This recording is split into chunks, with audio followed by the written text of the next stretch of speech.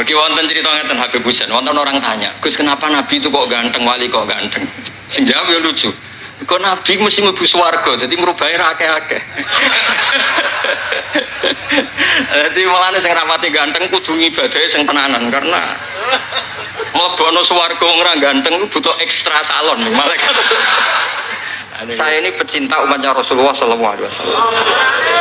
Umat itu tidak boleh hanya mendengar kata-kata seorang bahak, nggak boleh. Harus mendengar kaifa qala Tubari wa kaifa qala Al-Baidawi wa kaifa qala Syafi'i wa kaifa qala Imam Syafi'i. Saking hormat saya. Cuma saya nyampaikan pancen rilek guyon karena itu wasiatnya Bapak. Hak kena ngaji guyon. Iku wong bingung kabeh sing ngaji-ngaji.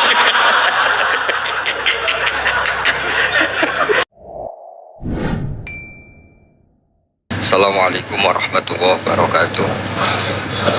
Bismillahirrahmanirrahim. Alhamdulillahirabbil alamin. Wassalatu wassalamu ala asyrofil mursalin sayyidina Maulana Muhammadin wa ala alihi washabihi ajmain. Amma ba'du. Sederenge kula takdim teng para sing rawuh. Dongaaken Said Muhammad Ikhlas, muridé mau cerita sangu mbek rabi. Istungano Said Muhammad Legowo, di murid sing cerita rabi, mbek sangu, mbek nyindir Gus Raub. Ingkang kula hormati wonten Gus Raub, wonten Habib Husain, Habib Syafi Abud, wonten Habib Soleh Al-Kafs dan ingkang kula hormati.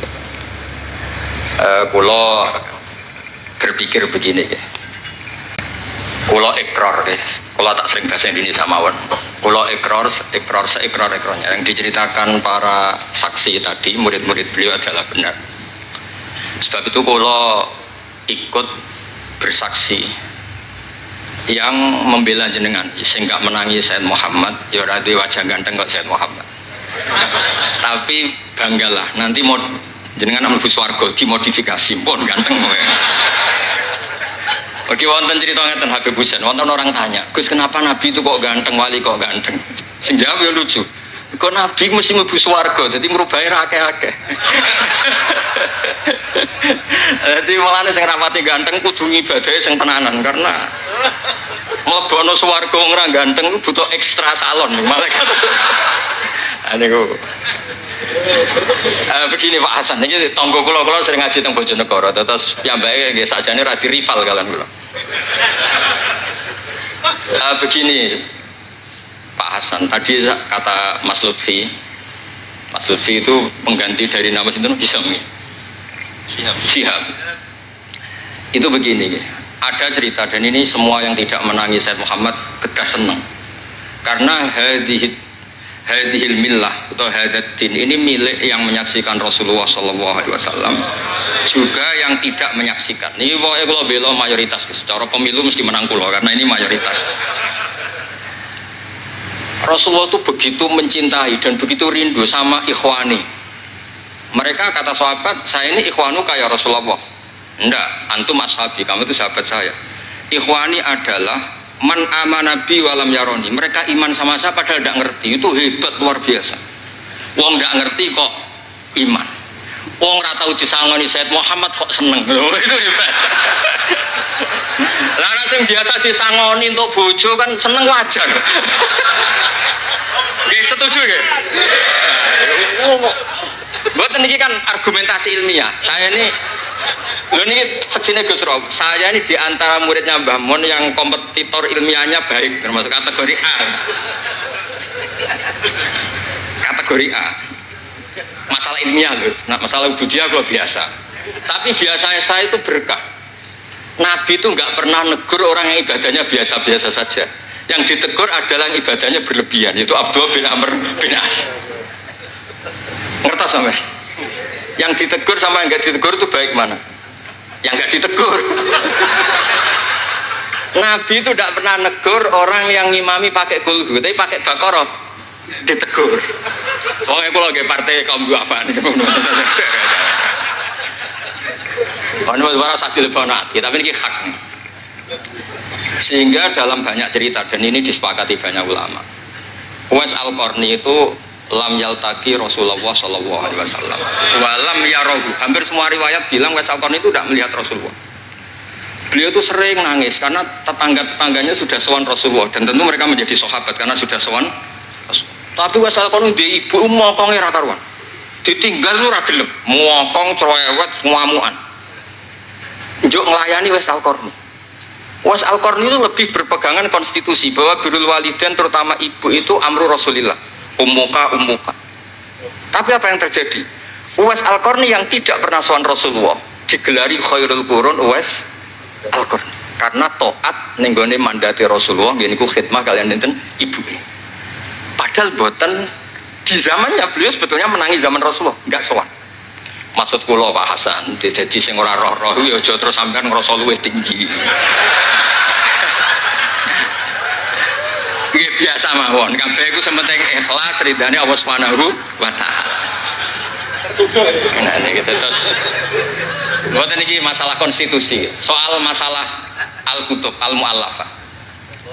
Saya ini tadi kata Gus Raum, saya itu orang mungkin yang tidak mulazim ke Sayyid Muhammad, tapi kata tadi Mas Lutfi, kalau sanad ke Sayyid Alawi saya tentu lewat Mbah Mun itu teman akrabnya bapak saya. Dulu ketika beliau mondok di Mekah itu yang nganter mbah saya, mbah kandung saya, namanya Mbah Sidik. Jadi keluarga saya ya pokoknya muamalah terus musohabah semuanya sama keluarganya Gus Raub itu minal ajdam. Ya sampai kadang beda pilihan presiden, tapi tetap rukun. Karena nganggep itu urusan akidah, biasa mawon apa? Biasa. Begini, niki rungokno tenan. Saya entah berapa kali sampai lupa nyetak kitab, tapi bukan nyetak komersial. Sama lagi bukan komersial. Jadi ini nggak perlu menyinggung siapapun, nggak komersial. Al-Hajju Fadha'il wa Ahkam itu saya nyetak entah berapa kali. Dan semua yang saya kasih Gus Rob itu mesti terus minta dibacakan. Kenapa? Karena semua fikih di Indonesia itu pasti bilang ar-ramyu itu ba'das zawal. Semua takrib mu'in i'ana semuanya pasti ar-ramyu itu ba'das zawal. Kunna natahayyanu fa idza zalati syamsu romaina. Kita ini nunggu zawalu syamsi baru romaina. Ya ramyu yaumil hadi asyar.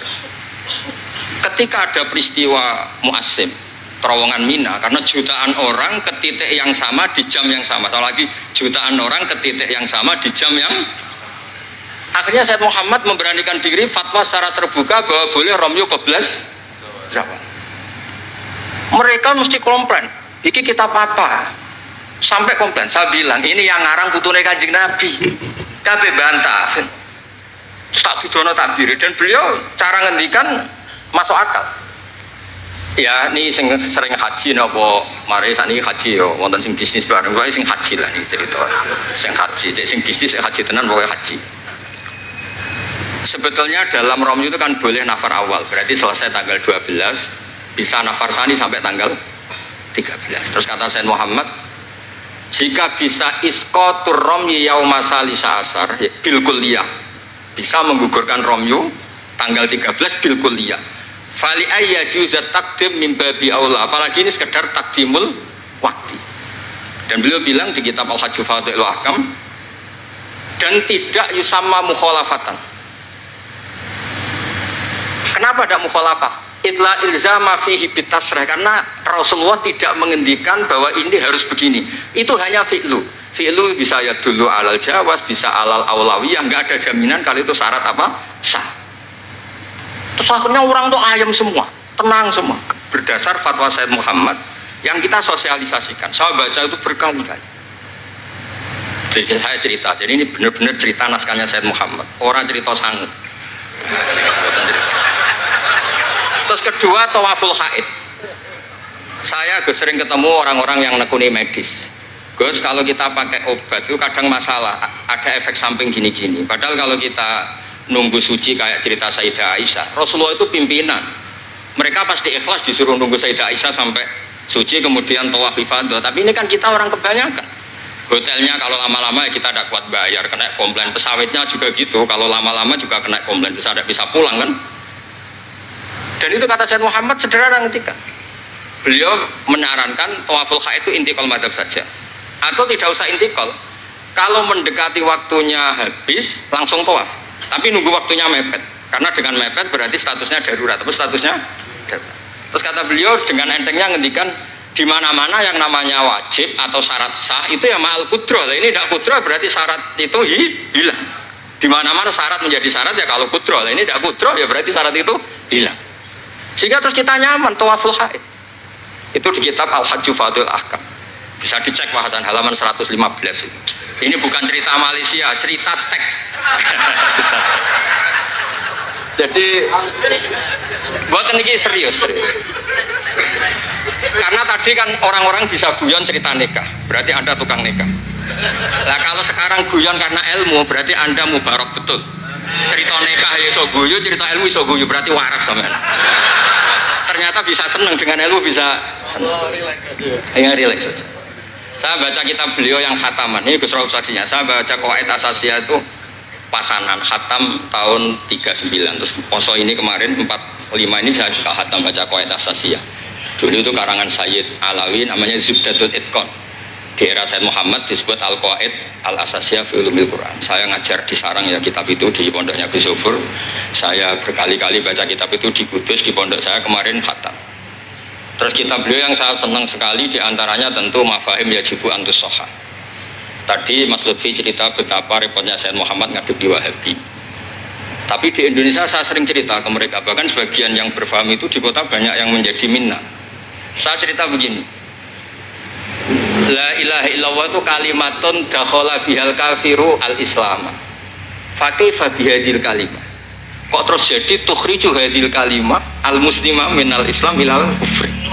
Orang tahlilan, orang nyekel patok, orang-orang NU yang khol itu nyekel patok yang la ilaha illallah, la ilaha illallah. Itu kalimat yang orang kafir puluhan tahun menjadi muslim. Masa dengan kalimat yang sama menjadi kafir? Itu logikanya tidak kena. Berarti kalimat ini punya dua status. Ya mukminah memukminkan, juga mukafirah mengkafirkan. Itu kan lucu gitu. Dan itu mereka terus menerima. Kayaknya bener Gus Pak. Masa kalimat yang 70 orang misalnya kafir dalam waktu 70 tahun itu karena melafatkan satu kalimat itu saja, la ilaha illallah Muhammadur Rasulullah, langsung menjadi apa? Menjadi muslim atau mukmin. Masa dengan kalimat yang sama hanya karena sambil megang patok terus menjadi apa? Kalimat itu kalimat syahadatut tauhid. Makanya saya mohon para muhibbinnya Sayyid Muhammad itu harus baca kitabnya. Saya ini bukan niat sombong. Saya baca kitab beliau yang saya takriri sampai khatam itu ya Al-Hajju Fadil Ahkam. Saya sudah lapah berapa kali saya khatam, terutama di bab Tuaful Haid sama Amram Yukublah Zawad. Terus Mafahim Yajibu Antus Soha, Qawaid Asasiyah, Mafhumut Tatawur wa Tajdid. Terus yang kitab-kitab paling modern terakhir karangan beliau itu Sirah Nabawiyah, yang syaratnya Alfiatus Sirahnya Zain Al-Iraqi. Terakhir Mu'alafatus Sayyid Muhammad. Dan saya yang sering juga sinau itu Manhajus Salaf fi Fahmin Nusus. Itu juga termasuk kitab yang sering saya pelajari. Sehingga belajar betul Mas Hasan, boten main-main, belajar betul ya. Maksudnya kalau tidak bisa tak cari di kamus. Kalau nggak bisa semua bukan niat sombong. Pakai sarana saya ini kan ya, bapak saya itu hafal Quran, buyut-buyut saya ini mungkin termasuk orang yang menekuni Quran. Jadi saya kalau nggak paham, ya Allah kita ibadah pantas. Tiang butuh Quran jenengan terus mau ora paham kita ora pantas wis. Nah, ya akhirnya paham itu. Nah, dari sekian cerita yang difahami nufus, nah ini supaya sampean clear ya. Saya mohon semohon-mohonnya, jika jenengan pilihannya berpakaian seperti ini oke lah. Yang berpakaian ala Rasulullah atau ala Arab terserah lah istilahnya, ya monggo. Tapi yang berpakaian ala Jawa gini, saya masih ingat takbir itu di halaman 423 di Manhajus Salaf fi Fahmin Nusus. Itu beliau ngendikan gini, wa kanat sunnatu Rasulillah sallallahu alaihi wasallam annahu yatamu ma yajiduhu fi ardi wa yalbasu ma yajiduhu wa yarkab ma yajiduhu mimma abahahu wa famanis ta'mala ma yajiduhu fi ardi fawa al-muttabi' li sunnah kama annahu hajjal baita min madinati faman hajjal baita min madinati nafsi fawa al-muttabi' li sunnah wa ilam tarpun hadil madinah tilka. Saman cek itu insya Allah lafadznya itu persis, bukan karena saya pintar atau cerdas, memang saya tekuni. Aku raiso seneng terus masang foto itu tidak bisa, saya ada jenis seperti itu. Terus seneng ngenang di sangon itu orang iso, saya itu sebenarnya nggak bisa. Tidak bisa, saya ada jenis itu. Saya itu ya sering dikasih uang Mbah Mun, Gus Rauf saksinya, tapi ya saya ngenang beliau itu ya kitabnya tak pelajari al-ulama tak baca depan santri saya khatam. Saking senengnya saya Mbah Mun ke Sayyid Muhammad sama beliau punya karangan Maslakut Tanassub bil ittisalat li Said Muhammad Maslakut Tanassuk al-Makki fil ittisalat bi Said Muhammad al-Maliki. Saya baca khatam. Saya sampai lupa entah berapa kitabnya Said Muhammad. Saya baca khatam dan ada takrirannya. Takriran ini penting karena argumentasinya ilmiah. Misalnya begini. Kalau orang ke kuburan kemudian agak diluk, dianggap suratus sajidin li makhlukin. Suratus sajidin li makhlukin. Maka kata Said Muhammad kadang jawab ya lucu. Berarti orang yang koinnya jatuh, koin duit receh. Kalau saya kan mungkin sudah kaya uang kayak itu, koin jatuh udah tak ambil. Kalau sampean kan masih diambil. Itu kan mesti fisuroti sajid atau fisuroti roke. Lah kalau itu dianggap murtad, semua orang yang ngambil HP-nya jatuh itu semuanya murtad karena ada suratus sujud li makhlukin. Apalagi ini makhluknya koin. Nah ini bukan guyon, ini data ya. Maksudnya tak baca di sini karena memang saya profesional. Tapi jangan undang saya, yang berang undang saya Gus Rawi itu pun sekali ini dok perjanjian. Saya ini punya buyut Habib Husain Babut. Buyut saya itu tukang uzlah. Jadi saya termasuk kiai yang nggak suka diundang. Paling saya hanya ke Pasuruan karena Kiai Hamid Pasuruan itu sepupunya mbak saya. Ke Gus Rawi karena putranya guru saya. Pernah diundang Gus Kafabi karena agak-agak dipaksa. Mbah Mun itu ngaji di Pak Karim, berarti jenengan cucu murid sih. Waduh. Kok pakai ancaman ini Pak? Wah ya sudahlah, saya nurut tuh. Saya nurut, tapi saya bilang begini, saya ini punya pondok Quran, sering deres Quran. Tadi kata Gus Rauf sering deres Quran, sering nyemak Quran. Ya monggo kalau berani menanggung hisab itu. Akhirnya terus mau sekali aja karena resiko juga kan mengganggu orang yang deres itu. Buatan ini buatan ancaman, buatan cerita mawon, buatan saya biasa. Nah ini saya baca beberapa teks yang supaya jenengan ngerti. Ketika saya Muhammad mencintai Imam Malik, itu beliau sampai punya karangan Imam Mudairil Hijrah Malik bin Sabri sekian cerita betapa saya Muhammad itu mencintai Imam Malik. Makanya beliau dengan gelar Al-Maliki. Beliau karuan Al-Hasani tapi beliau menyisipkan gelar apa? Al-Maliki. Kenapa? Saya cerita sekian mazhayanya Imam Malik. Imam Malik itu tidak berpendapat kalau ba'da sholatil asri masuk masjid itu disunatkan sholat. Karena bagaimanapun itu waktu ba'dal asri, meskipun ada sebab mukorin yaitu masuk masjid. Tapi beliau ada anak kecil, di sini ada tabirnya, ada anak kecil bilang, ya Syekh kum farkah. Kamu ini sudah Syekh, sudah kiai masuk masjid dan sholat tahiyatul masjid, kum farkah. Beliau tidak debat, langsung sholat. Ketika ditanya, innahu laisa bimadzhabik, itu tidak madzhab engkau ya Malik. Inni khosyitu an akuna minal ladzina idza qila lahum ruk'u la yarka'u. Kayak apa? Maksudnya Mas Hasan, kalau senang Imam Malik, yang ngarang Imam Malik. Kalau senang Said Muhammad, ya baca kitabnya. Selain cerita dinikahkan dan cerita dikasih uang. Buat ini ganjarannya kata kula gojlok. Mergi dadi jenengan seneng nyeneng ngomong itu kan ganjaran. Lah sampean takok, lah ono kurbane. Kalau tadi ya korban berkali-kali kan. Terus ada lagi cerita tentang Imam Malik itu pernah dimintai orang miskin. Saya minta uangnya. Imam Malik jawab, dohirnya itu tidak Islami. Saya tidak punya uang. Kapan-kapan saja ke saya. Terus kata orang di dekat Imam Malik, lima adalah takulu kama yakulun nas rozaqallah. Kenapa engkau tidak seperti umumnya orang rozaqallah? Enggak jadi. Kata Imam Malik, asyaddu kalimatin ala sa'id. Kalimat terberat bagi sa'il adalah kalimat yang nyimpan roda sa'il.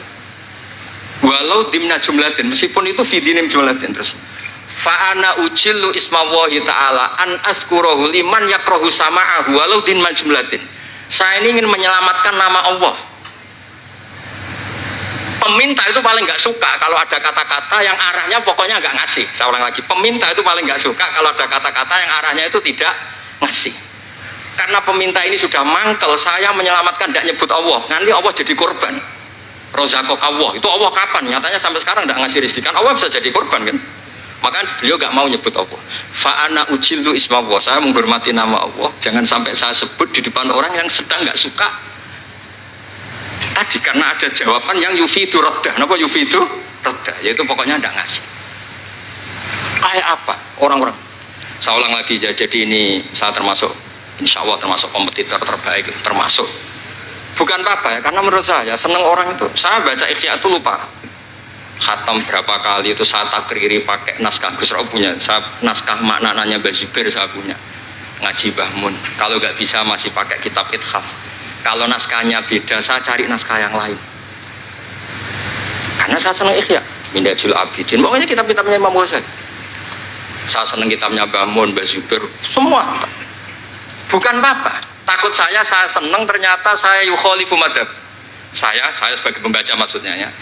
Korek itu kalau senang ternyata dia yukhalifu madhab karena ada baca. Contoh gampang begini, saya tuh sering ketemu orang-orang khusyuk yang tidak ngaji. Gus itu gimana orang-orang sholat pakai baju merah? Tak tunjukkan di Bukhari, babus sholat fi saubil ahmar. Ada yang protes lagi, gimana Gus itu kiai kok sholat kencing? Berdiri, babul qauli qaiman inda subadati qaumin di Bukhari itu. Gus, kok ada hadisnya semua? Yang masalah itu tak kamu kata saya gitu. Lu sampai sholat, sampai kalau sholat kan mikir, ya mikir utang, mikir macam-macam. Itu Imam Bukhari punya bab, babul ifkar, tafsirnya apa? Imam Bukhari pakai bab itu babul ifkar di sholat, bab mikir di sholat. Itu dalilnya lucu Bebosen. Kanjeng Nabi itu sholat terus salam ke susu. Ditanya kenapa ke susu? Saya ingat ada dinar di rumah yang belum saya bagi. Berarti ingatnya kan pas sholat. Sampai ya bedanya Nabi ilingnya barang apik sama nuran, tapi kan podo lah dalam bab. Jadi kalau suwon kitab-kitab Sayyid Muhammad yang jadi makhrajan hasanan lihadil ummah itu harus kita bela mati-matian. Misalnya begini, Atakoh Somadia, mungkin di Jawa Timur disebut Atakoh Kubro yang baca kulhu beberapa kali, yang katanya bapaknya terus masuk surga itu kan kalau di kampung saya Gus, kalau ada baca gitu yang selain anaknya tak udah kamu udah usah serius ramlak di bapak, anaknya tenang-tenang. Pernah ada orang ngundang saya, Gus ngocok Atakoh Kubro Gus, anaknya mau nggak mangkon, monggo pinar, saya pulang. Kenapa Gus pulang? Karena anaknya ramoco wong liya bukan moco sembrono gak. Sing ana ning hadis awaladin sholihin yatullah, ra ono au kiyayin sholihin yatullah gak. Langsung Gus jenengan ngawur iki dalil. Aku ora ngawur panjenengan iki wong alim, mesti roh tenan. Sing ana ning hadis awaladin saleh ora au kiyayin soleh. Jadi anak itu penting, malah mau enggak mangga tok berokokan. Monggo. Semenjak itu kalau orang undang saya enggak berani kalau enggak khusyuk ngoco. Takut saya pulang. Lah misalnya yang undang banggakno nyangoni saya, sugih saya. Kan mboten ngefek no, teror itu mboten ngefek. Jadi ini penting meskipun guyon, ilmu itu didudukkan.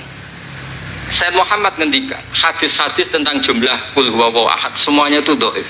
Saya pernah ngaji itu di Kudus cerita gini, alhamdulillah kok dhaif. Hadis tentang jumlah la ilaha illallah yang banyak alhamdulillah juga dhaif. Karena kalau itu syarat sahnya harus banyak, berarti begini, mangqala la ilaha illallah mi'ata marrah lagi dakhalal jannah. Berhubung enggak ada jumlah mi'ata marrah, satu pun sudah dakhalal jannah.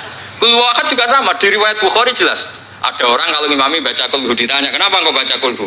Li'annaha sifatur rahman, fa'ana uhibbu an aqra'a biha. Kata Nabi apa? Jibril datang, akhbir ya Muhammad, annallaha yuhibbu bihubbihi qul huwallahu ahad. Dan semua riwayat kadang hanya bilang hubbuka iyyaha adkhalakal jannah.